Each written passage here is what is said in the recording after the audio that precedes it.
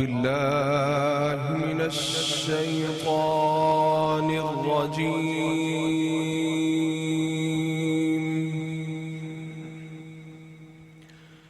بسم الله الرحمن الرحيم.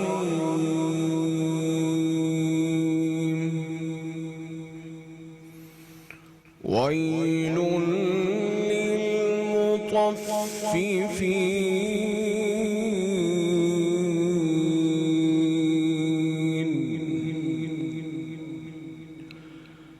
الذين إذا اكتالوا على الناس يستوفون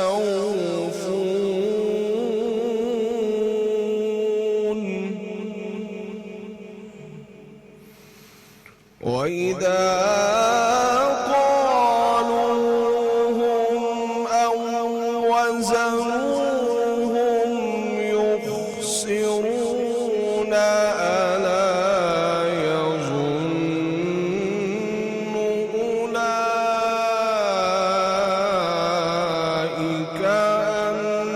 أنهم مبعوثون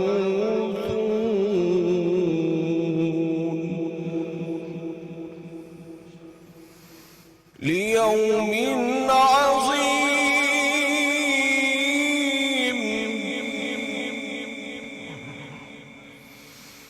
وإذا كالوهم أو وزنوهم يخسرون. ألا يظن أولئك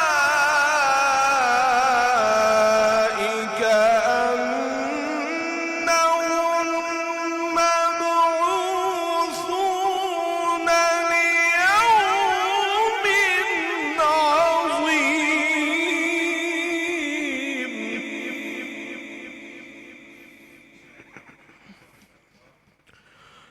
ألا يظن أولئك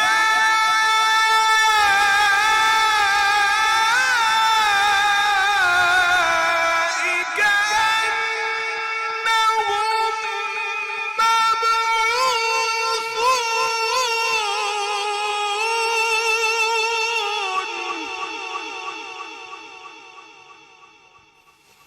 ليوم عظيم.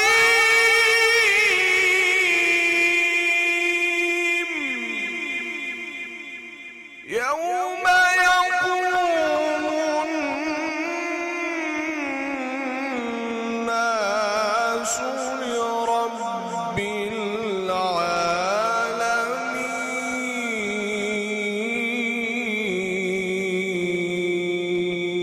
العالمين. صدق الله العلي العظيم. سبحان اللہ سبحان اللہ. السلام علیکم ناظرین. قاری نعمان سیفی صاحب کی طرف سے کلام پاک آپ نے سنا اور اس کے ساتھ ہی آج کی سیری ٹرانسمیشن کا ہم آغاز کرنے جا رہے ہیں. اور میرے ساتھ آج موجود ہیں جناب ضیاء اللہ شاہ بخاری صاحب اور ان کے ساتھ تشریف رکھتے ہیں جناب مولانا عمران بشیر صاحب اور ملک کے معروف نعت خواں سعد فاروق ضیائی صاحب تشریف لائے ہیں. آپ تینوں مہمانوں کا بہت شکریہ. اور آج جیسا کہ سیری ٹرانسمیشن میں ہم نے اپنے لیے موضوع کا انتخاب کیا ہے کہ ہمارے ہاں جو رشوت پائی جاتی ہے اور جو ہمارا ایک سفارش کا کلچر ہے، پھر ہمارے ہاں جو ناپ تول میں کمی ہے، یہ ایک ایسی آپ سمجھیں کہ ہمیں ایک بری عادت پڑ چکی ہے، ایک ایسی گناہ میں ہم مبتلا ہو چکے ہیں جس کے نتیجے میں ہم دوسروں کا حق مارتے ہیں. رشوت خور بنیادی طور پہ کسی کا حق مارتا ہے، ناپ تول میں کمی کرنے والا کسی کا حق مارتا ہے، کسی کی جائز آمدن کھا جاتا ہے. اس سے سوسائٹی کے اندر جو ایک امبیلنس ہوتا ہے، غریب غریب ہو جاتا ہے، امیر امیر ہو جاتا ہے. اور یہ بنیادی ہے پوری سوسائٹی کا سٹرکچر تباہ کرنے والی چیزیں ہیں. رشوت پوری سوسائٹی تباہ کر دیتی ہے، ناپ تول میں کمی، ذخیرہ دوزی، یہ وہ چیزیں ہیں کہ جو بالکل انسانوں کا حق ان سے چھین لیتی ہیں. انسان اتنا لالچی ہو جاتا ہے ضیاء اللہ شاہ بخاری صاحب کہ اسے احساس نہیں رہتا کہ اپنے بچوں کا پیٹ بھرنے کے لیے لوگوں کے بچوں کا پیٹ کاٹ لیتا ہے. یہ رشوت، یہ سفارش، یہ پھر ناپ تول میں کمی، پھر ملاوٹ، یعنی یہ ساری چیزیں ہمیں منع کی گئی لیکن ہم ساری چیزیں اپنی سوسائٹی کے اندر اپنائے ہوئے ہیں. بسم اللہ الرحمن الرحیم. ملک صاحب یقیناً آج آپ نے بہت اہم موضوع کا انتخاب کیا ہے.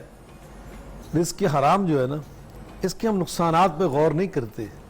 ہم صرف اس طرف دیکھ لیتے ہیں کہ اس سے جناب وقتی طور پر بڑی جلدی سے ہم امیر ہو گئے، ہمارے پاس پیسہ آ گیا، سرمایہ آ گیا، یہ ہماری بڑی کاریگری ہے اور یہ ہماری بڑی ذہانت کا یہ سلسلہ ہے. حالانکہ میں سمجھتا ہوں کہ اللہ اور رسول نے ہمیں ان ساری چیزوں سے آگاہ کیا ہے. الہاکم التکاثر حتی زرتم المقابر. اس قرآن پاک کی آیات میں بندہ غور کرے نا، تمہیں کثرت کی ہوس نے یعنی کثرت کاروبار کرنے سے منع نہیں کیا. رزق حلال کمائیں آپ. انسان نے جو اللہ نے جو آپ کے لیے مقدر کیا وہ نا آپ کو وہی ملنا ہے. حدیث پاک میں آتا ہے جو اللہ نے مقدر کر دیا وہی ملنا ہے، اس سے زیادہ نہیں آپ کو ملنا. لیکن کثرت کی ہوس تمہیں قبر لیکن اب یہ تمہاری مرضی ہے کہ تم اس کو حلال طریقے سے لو یا حرام طریقے سے. اب نتیجہ پتہ کیا نکلتا ملک صاحب؟ جب بندہ حلال طریقے سے لیتا ہے نا تو شاید 50 سال میں ملنا ہو.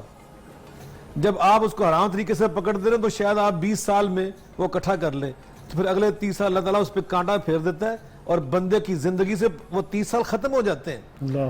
اس لیے انسان قبل از وقت اپنی موت جو ہے اس کو خود دعوت دیتا ہے. بیماریاں انسان کو لائق ہو جاتی ہیں.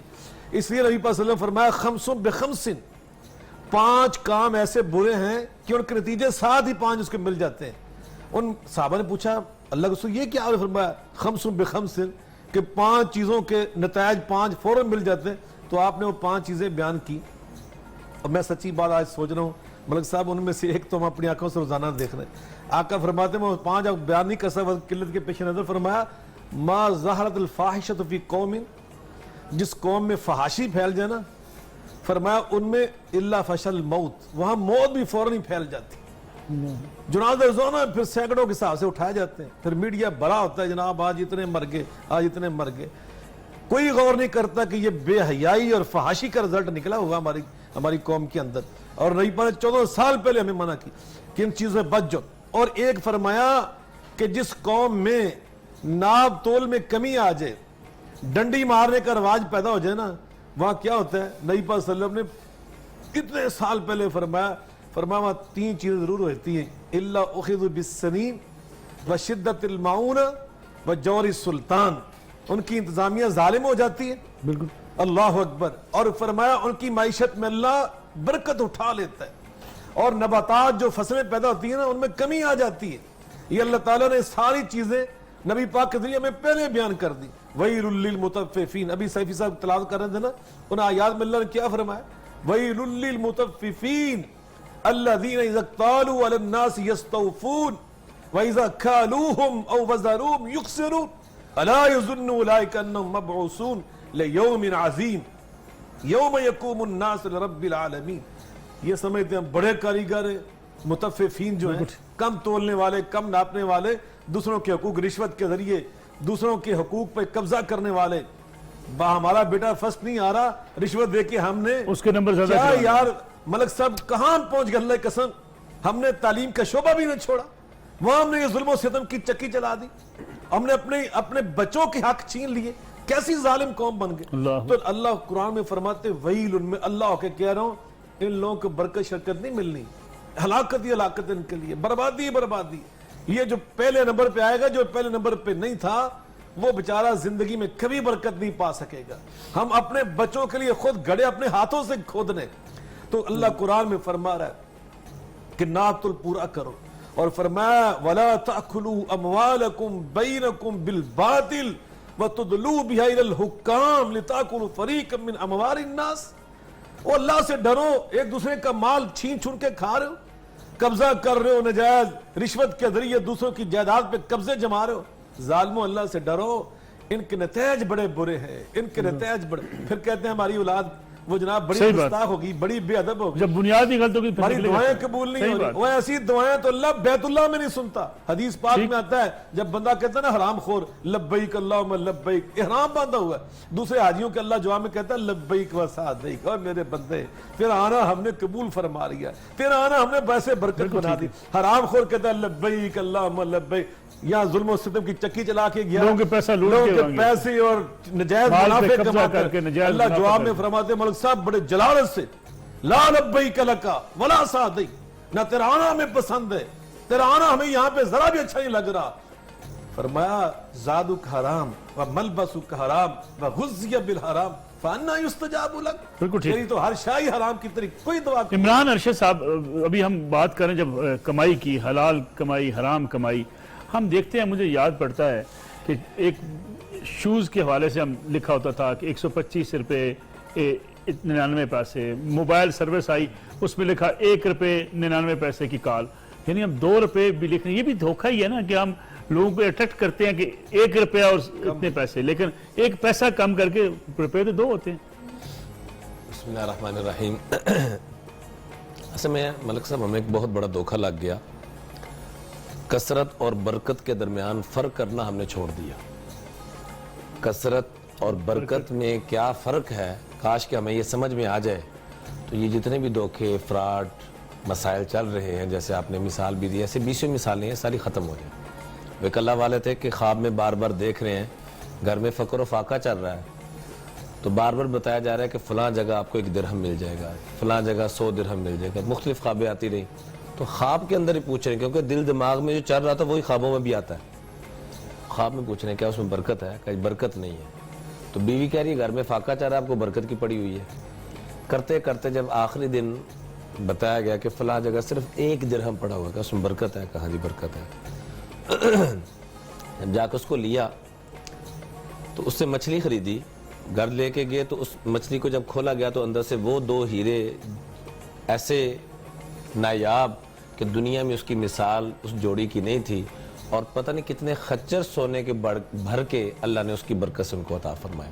تو خالی برکت ایک سینس یہ ہے کہ چیزوں کا آ جانا، دوسرا یہ ہے کہ تھوڑے میں اتنا معاملہ ہو جانا کہ جیسے کہ سیدنا ابو ہریرہ رضی اللہ عنہ فرماتے ہیں کہ کئی مرتبہ ایسے ہوا کہ ایک پیالہ ہے دودھ کا اور سارے صحابہ صفہ اس کو پی رہے ہیں، پھر بھی باقی بچا ہوا ہے. حدیث قدسی ہے، اے میرے بندے، انی اذا اطعت غضبت انی اذا اطعت رضیت، جب میرے بندے میری اطاعت کرتے ہیں تو میں راضی ہو جاتا ہوں، اور جب راضی ہوتا ہوں تو بارکت تو برکت عطا فرماتا ہوں. ولیس لبرکتی نہایا، میری برکتوں کی انتہا کوئی نہ ہوگی. وانی اذا عصیت غضبت، اور جب میری نافرمانی کی جاتی ہے تو میں غصے میں آ جاتا ہوں. وَإِذَا غَضِبْتُ لَعَنْتُ، اور غصے میں آ کے اپنی لعنتوں کے کوڑے برساتا ہوں. فَإِنَّ اللَّعْنَةَ مِنِّي تَبْلُغُ السَّابِعَ مِنَ الْوُلْدِ، اور میری لعنتوں کے کوڑے تمہاری 7 نسلوں تک چلیں گے. آج ہم برکت اور کثرت، اس سے اگر ہم نکل جائیں اس امتحان کے اندر سے کہ ہمیں کثرت نہیں چاہیے، ہمیں برکت چاہیے. اب دیکھیں بکریوں کے اندر برکت ہے، اس کے 2 بچے ہوتے ہیں لیکن آپ کو ریوڑ نظر آتے ہیں. دوسرے جانور جن کا کھانا جائز نہیں ہے ان کے 20 بچے لیکن ریوڑ آپ کو نظر نہیں آئے گا. تو یہ جو آپ مثال دی نا کہ 2 روپے کا کر کے دھوکہ دے کے نا لوگوں کو 1 روپیہ 99 پیسے لکھ کے دکھا کر، ہاں لوگ اٹریکٹ ہوتے ہیں کہ بھئی اتنے پیسے، باہر لکھ لیا کہ لیکن 70% آپ ٹو یہ سیل والا. میں یہ بھی بخاری صاحب سے پوچھنا، لیکن ایک ہمیں کمرشل بریک لینی ہے. جب بریک سے واپس آئیں گے تو سعد فاروق ضیائی صاحب کی نعت رسول مقبول صلی اللہ علیہ وسلم کے ساتھ ٹرانسمیشن میں واپس آئیں گے.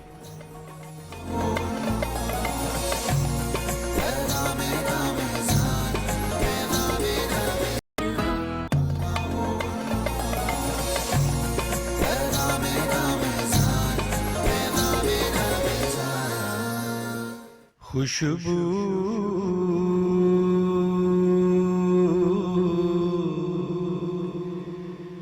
ہے دو عالم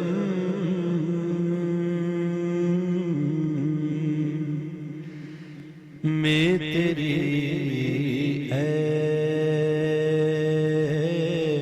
گل چیدہ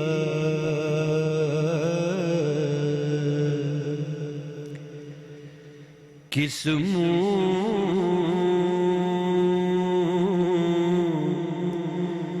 سے بیان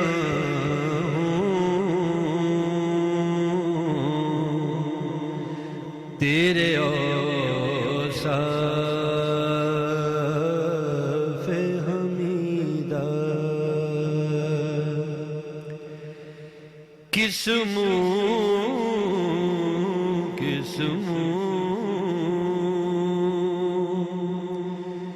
سے بیان ہوں کس سے بیان ہوں تیرے اوصاف حمیدہ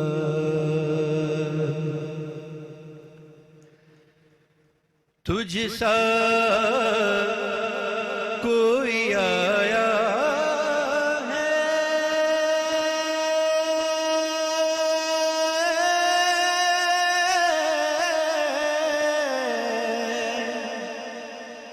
نہ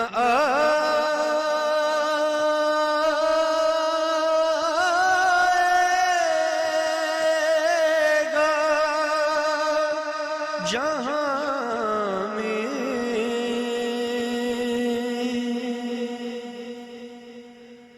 تجھ سا کوئی آیا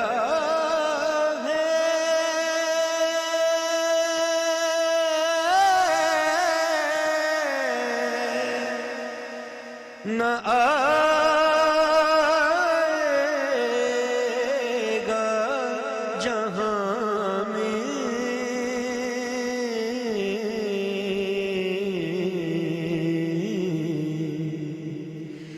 دیتا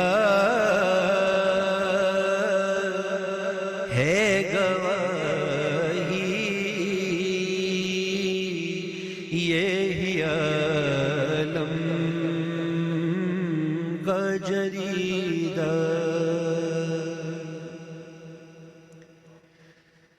یوں دور ہوں طائب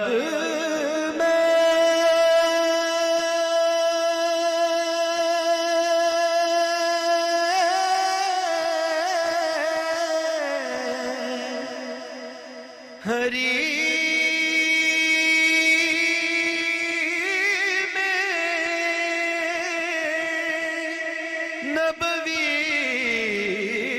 سے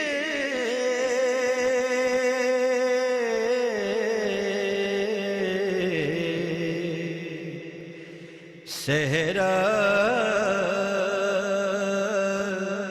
میں ہو جس طرح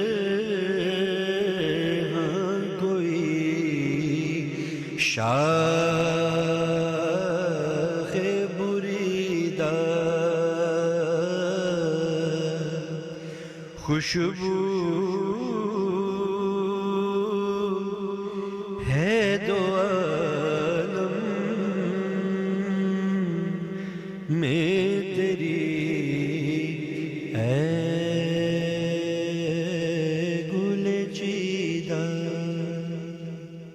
ماشاءاللہ جی ماشاءاللہ، بہت خوبصورت آواز میں ضیائی صاحب کی طرف سے آپ نے کلام سنا، بہت ہی خوبصورت. ضیاء اللہ شاہ بخاری صاحب، ابھی جب ہم بریک پہ جا رہے تھے تو بات کر رہے تھے عمران رشید صاحب سے کہ 2 روپے 99 پیسے، پھر انہوں نے بات کی سیل 70% سیل، لیکن چھوٹا سا لکھا ہوتا ہے اپ ٹو 70%، یعنی ہم اس میں بھی دھوکہ دیتے ہیں. بلا شبہ نبی کریم رؤوف الرحیم صلی اللہ علیہ وسلم نے ہمیں 1400 سال پہلے ان حرکات سے منع کیا ہے اپنے اس فرمان اقدس کے ساتھ. آپ منڈی میں تشریف لے گئے تو آپ نے کیا دیکھا، وہاں گندم کا یا اناج کا ڈھیر لگا ہوا ہے، تو آپ نے اس کے اندر دست نبوت ڈال کر محسوس فرمایا کہ اس کے اندر نمی ہے، پانی ہے. تو آپ نے پوچھا کون ہے اس ڈھیر کا مالک؟ وہ آڑتی آ گیا، اس نے کہا جی اللہ علیہ وسلم میں ہوں. تو فرمایا یہ کیا ہے؟ اوپر جو ہے تیرا اناج وہ خشک ہے اور اندر یہ گیلا ہے. تو اس نے کہا جی بارش پڑ گئی تھی تو اب میں نے اس کو چھپانے کے لیے اس کے اوپر وہ خشک لا کے ڈال دیے. وہاں وہ آپ نے مشہور حدیث ارشاد فرمائی، من غشنا فلیس منا، جو ہمیں دھوکہ دیتا ہے نا وہ ہم میں سے نہیں ہوتا. حضرت شیخ الاسلام امام ابن تیمیہ رحمۃ اللہ علیہ اس لفظ کا مفہوم بیان کرتے ہیں کہ فلیس منا، نبی کریم علیہ السلام جس عمل پر یہ فرما دے نا، جس گناہ کے اوپر یہ فرما دے کہ ایسا کرنے والا ہم میں سے نہیں ہوتا، وہ گناہ عام گناہ نہیں ہوتا، وہ بڑا گناہ ہوتا ہے، ہلاک کر دینے والا، برباد کر دینے والا، رسوا کر دینے والا. تو یقیناً بھی جو آپ نے بات ارشاد فرمائی ہے نا، بعض اوقات معاف کرنا یہ میڈیا کے اندر بھی ہم نے دیکھا ہے، وہ پرنٹ میڈیا کا دور تھا نا، آپ بھی اخبار کے ایڈیٹر ہے، تو وہ ایک بڑی سرخی لگا دیتے ہیں. وہ انسان پڑھتا ہے تو کہتا ہے پتہ نہیں، وہ آ رہا ہے چھوٹا سا وہ سواریہ نشان ڈالا ہوتا ہے، بعد میں انسان جب اخبار خرید لیتا تھا پتہ چلتا تھا کہ وہ اس کا مطلب تو یہ ہے۔ ملک تباہی کی طرف جا رہا ہے جی، کہ سوالیہ تو نشان۔ یہ جو چیزیں ہیں نا یہ بالکل دھوکہ دینے والی، اللہ اور رسول کو ذرا بھی پسند نہیں۔ اللہ کی مخلوق کو دھوکہ جو ہے نا یہ اللہ کو بہت ہی یہ سیدھا ناپسند لکھ ہے۔ دیں کہ اس پہ 10% ہے، 20% جو بھی ہے، ایک جائز اب طریقہ ہے۔ چھوٹا سا اپ ٹو 70%۔ ناپ تول میں اگر ہم کمی کی بات کریں، ناپ تول میں کمی کرنے والوں کے لیے کیا قرآن و حدیث میں وعید ہے؟ یہ جو آیات مبارکہ ملک صاحب شروع میں تلاوت کی گئیں یہ اسی کے متعلقہ ہیں، بلکہ حضرت ابن عباس رضی اللہ تعالیٰ عنہ فرماتے ہیں کہ جب ہم مدینہ منورہ گئے تو یہاں پر کانوا فی اخبث الناس کیلن، سب سے زیادہ ناپ تول میں کمیاں کوتاہیاں یہاں پر چل رہی تھی، تو اللہ پاک نے یہ آیت مبارکہ نازل فرمائی ویل للمطففین الذین اذا اکتالوا علی الناس یستوفون واذا کالوہم او وزنوہم یخسرون الا یظن اولئک انہم مبعوثون لیوم عظیم۔ کیا ان کو آخرت میں اٹھائے جانے پر یقین نہیں ہے کہ ہم نے کل قیامت میں اللہ کی بارگاہ میں پیش ہونا ہے؟ دینے کی باری آتی ہے تو کم دینے کی کوشش، لینے کی باری آتی ہے تو زیادہ لینے کی کوشش، میٹر کو گز کر کے، گز کو میٹر کر کے، ان چیزوں کی طرف جو جا رہے ہیں تو قرآن پاک میں اس کی وعید اور تباہی اور بربادی، اور ویل کا لفظ جہنم کی ایک وادی ہے جس میں تباہی ہی تباہی ہے، جہاں بربادی بھی پناہ مانگے گی، اس کی طرف انسان کو لے کے جائے گی، پہلی بات۔ دوسری بات، حضرت شعیب علیہ السلام کو اللہ تعالیٰ نے مدین کی طرف جو بھیجا تو وہاں پر اتنا زیادہ برکات، ثمرات کہ کوئی اپنے سر پہ ٹوکرا لے کے نکلتا تو سارے پھلوں کے سے وہ بھر جاتا، اور عجیب اللہ کی طرف سے رحمت برکتیں۔ لیکن جب حضرت شعیب علیہ السلام نے ان سے مخاطب ہو کر کہا کہ یہ معاملات میں ہم نے گڑبڑ نہیں کرنی، دھوکہ نہیں دینا، کسی کے ساتھ زیادتی نہیں کرنی، تو وہ یہاں آ کے بگڑ گئے کہ بھئی نمازوں تک تو ٹھیک ہے، عبادت تک معاملہ ٹھیک ہے، لیکن آپ اس میں انٹرفیئر نہ کریں۔ آپ کے آباء و اجداد جو کرتے رہے وہ بھی ٹھیک ہے، لیکن ہمارے آباء و اجداد جس ترتیب سے لے کے چلتے رہے ہیں اور یا ہم جو چل رہے ہیں اس میں آپ نے کوئی مداخلہ نہیں کرنی۔ اب ایسے ہی آج بھی ملک صاحب یہ معاملہ ہو چکا ہے کہ دین کو ہم نے مسجد تک محدود کر دیا ہے، دین کو ہم نے محدود کر دیا ہے، رمضان باقی تک، معاملات سے ہم نے نکال کے مسجد تک محدود کر، عبادات تک محدود کر۔ یعنی اگر اندر خوف خدا نہیں ہوگا تو دھوکہ دینے کے اعتبار سے کیا پھر معاملہ چلیں گے؟ کیا نماز پڑھ کے آ کے بندہ ملاوٹ کر سکتا ہے؟ نہیں کر سکتا۔ ممکن ان الصلاۃ تنہی عن الفحشاء والمنکر، جب اندر خوف خدا نہیں ہوگا ملک صاحب تو ایک عالم دین ظاہری طور پر دیکھنے والا جبہ کبہ پہن کر منبر رسول پر بیٹھ کر وہ لوگوں میں نفرتیں اور کدورتیں اور لڑائی ڈلوائے گا، ایک سیاستدان بیٹھے گا تو وہ معاملات گڑبڑ کرے گا۔ اب دیکھیں حضور صلی اللہ علیہ وسلم 17 رمضان کو جو بدر کا واقعہ پیش آتا ہے، اندر نشہ کیا چل رہا ہے؟ سیاست کا، عبداللہ بن ابی، اس سیاست کے نشے نے اس کو کس حد تک تباہ کیا کہ امام الانبیاء کے پیچھے نمازیں پڑھنے کے باوجود اس کو صحابی رسول ہونا تو دور کی بات ہے، عام مسلمان ہونے کی نسبت بھی نصیب نہیں ہو رہی، اور اس میں اتنا آگے بڑھا کہ امی جان امی عائشہ فیفا کائنات کے اوپر تہمت لگانے میں آگے آ رہا ہے۔ آج بھی یہ معاملات جو چل رہے ہیں، کوئی سیاست کا نشہ، کوئی اقتدار کا نشہ، کوئی مال کا نشہ، اس بنیاد پر آ کر ایک دوسرے کے ساتھ ظلم زیادتی کا معاملہ چل رہے ہیں۔ وجہ کیا ہے کہ وہ آخرت والا معاملہ سامنے وہ ہم نے بھول گئے ہیں۔ بریک لیتے ہیں، عمران بشیر صاحب واپس آئیں گے تو ہم اس پہ بھی تھوڑا سا کلیریفائی کریں گے کہ رشوت، سفارش، ملاوٹ اور ناپ تول میں کمی، ان میں بڑا معمولی فرق ہے لیکن برائیاں ساری ایک ہی ہیں، بنیاد ایک ہی ہے۔